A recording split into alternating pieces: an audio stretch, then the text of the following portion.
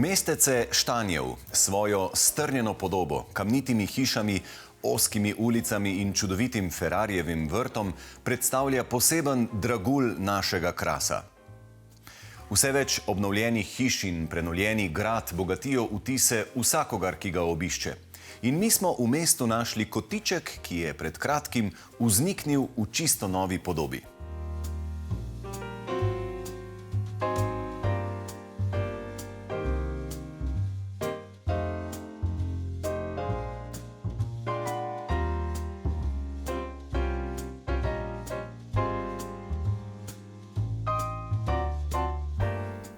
Majhna ozka hiša stoji v nizu hiš na eni od štanjeljskih ulic in je do nedavnega samevala prazna.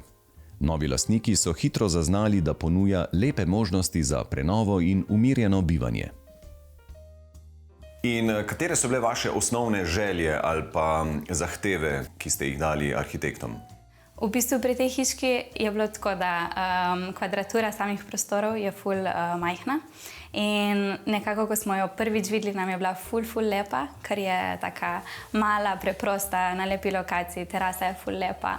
Se nam je zdelo, da ima ful potencijala, nismo si pa znali predstavljati, kako lahko nekako to naredimo funkcionalno, ker je pač sama kvadratura vsakega nadstropja ful mala.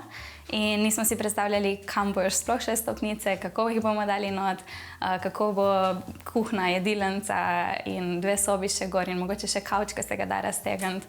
Tako da s tem smo imeli nekako težave in naša največja želja je bilo, da nam nekako pomagajo vse to dati v prostor, da bo čim bolj funkcionalno, ampak še vedno, da bo prostor dihal, da ne bo pač vse zabasano nakupno.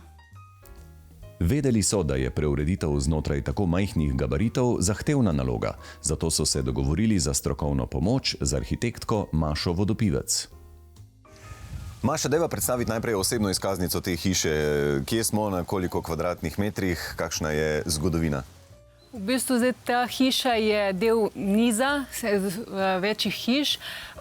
Nekako nekih z uradnih evidenc izhaja, da so vse te hiše bile narejene okoli leta 1810, tako da predvidevamo, da je tudi ta objekt bil nekako zgrajen v tistih letih. Zdaj sama kvadratura objekta ima borih 54 kvadratnih metrov v 3 etažah, tako da pritličje, nadstropje in mansarda. To predstavlja nekih 18 kvadratnih metrov na etažo. Tako da v ta prostor je potem potrebno umestiti tako dnevni prostor, vertikalno povezavo z etažami, torej spalnim delom, ki se nahajajo v 1. in 2. etaži. Ampak hiša je pod spomeniškim varstvom, kar pomeni, da že tukaj ste imeli določene omejitve, ne? Tako, hiša je pod spomeniškim varstvom oziroma celoten Štanjelj je kulturni spomenik. Od samega začetka projektiranja smo se povezali z Zavodom za varstvo kulturne dediščine z izpostavo v Novi Gorici, ki so bili zelo naklonjeni, zelo pomagali oziroma tako, da so prišli na objekt, še preden smo mi dejansko začeli s samim projektiranjem, tako da so nam dali že smernice. Občudovanja vredno je, kako je arhitektom s prenovo uspelo v 3 etaže velikosti 4x4 metre umestiti vse potrebne prostore za bivanje 4 oseb. Ko se vstopi v prostor, imamo kot nek predprostor, kjer se nadaljuje ravno proti spalnemu delu, po stopnicah.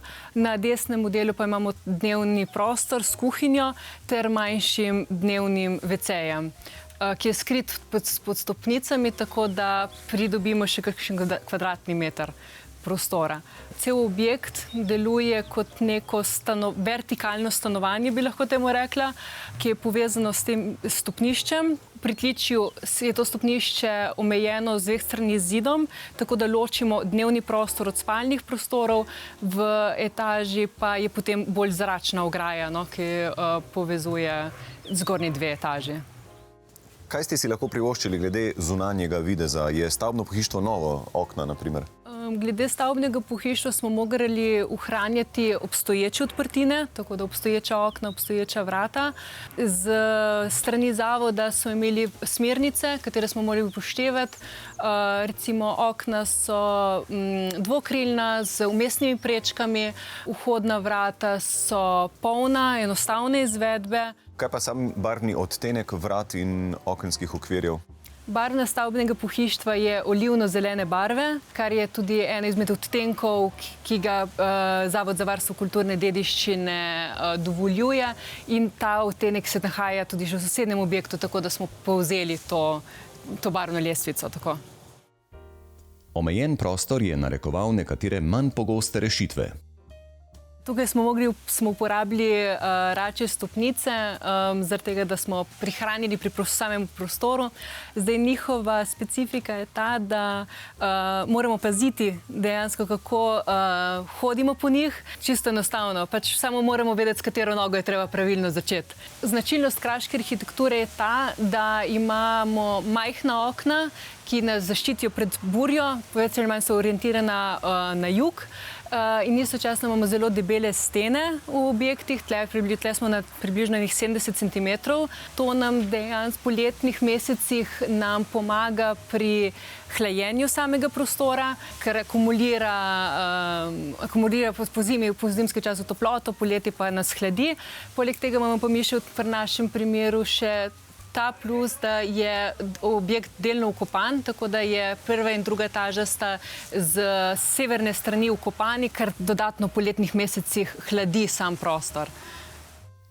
Karin, hči lastnikov, se je posvetila izboru notranje opreme.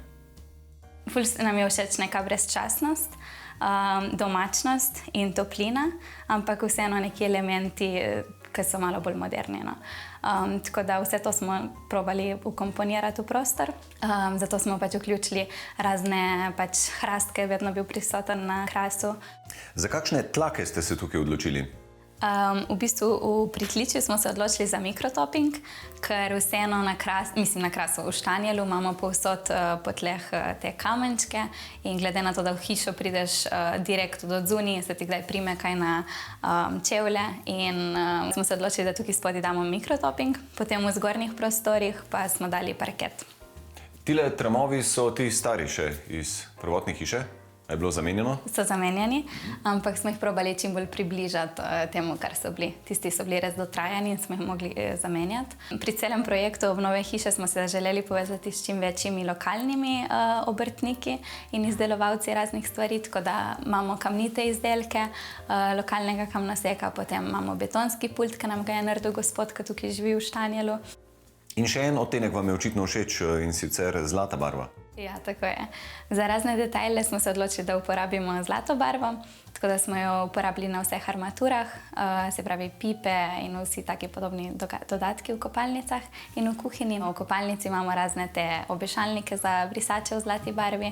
Pač za kontrast in da ne bi bilo preveč zlate barve in da ne bi vse skupaj izgledalo preveč glamurozno, smo dodali še črn odtenek, ki vse skupaj naredi nekako bolj moderno. Elegantno, ampak na drugačen način. Tako da v črni barvi smo v bistvu razne luči dodali, nogice malih mizic, veliko mizo v jedilnici, stole v jedilnici, ogledala, vsa imajo obrobo je črno in potem razni dodatki v sobah so tudi v črni barvi, da se vse skupaj lepo poveže. Tejle kraški vasici pravijo tudi neobrušen diamant. In skrbno, ljubečo prenovo, kot je tale, je ta dragulj očitno dobil nov lesk.